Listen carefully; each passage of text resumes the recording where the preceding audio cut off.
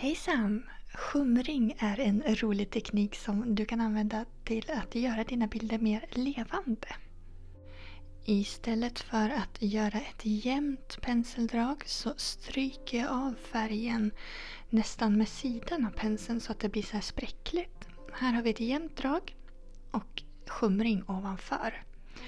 Så notera hur jag håller penseln. Jag lägger den på sidan så att färgen stryks av där.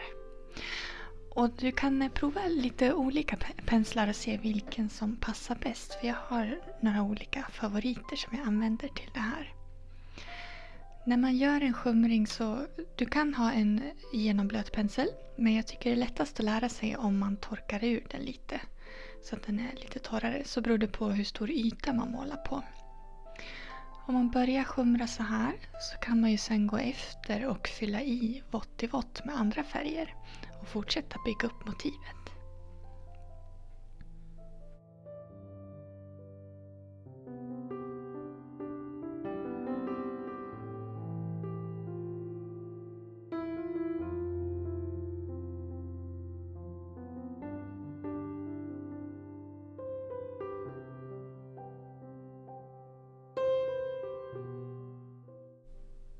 Här ska jag visa på ett vatten. Man kan ju med fördel måla någonting under som man låter torka och sen kan man lägga den här skimringen ovanpå. Och då ser du hur det skapas som solglitter där färgen inte fäster. Det här är lättare att göra på ett kallpressat papper, alltså ett sånt här skrovligt, men det går att göra på ett slättpapper också. Det är bara lite svårare.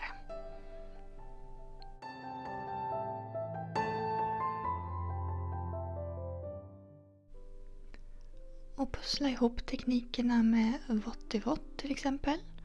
Du kan blanda färgerna precis som vanligt.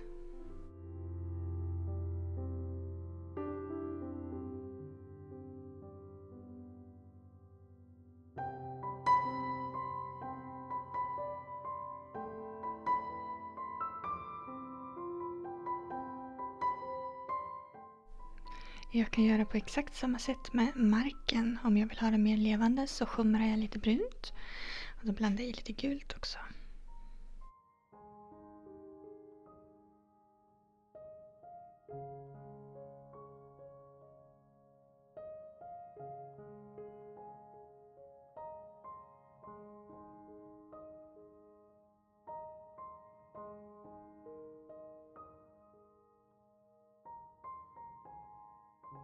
Här kommer några andra exempel på hur det kan se ut och vad man kan använda skimringen till. Här har jag lagt flera olika färglager på marken. Så vissa syns bättre än andra. Och här har vi skimring i speglingen i vattnet.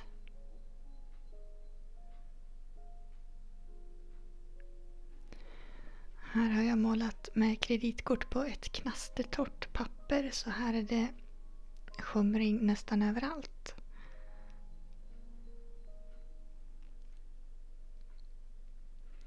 Och här har jag ett experiment jag håller på med. Den är inte helt klar men jag testade att skimra de här hängbjörkarna. Jag tyckte att det blev fränt.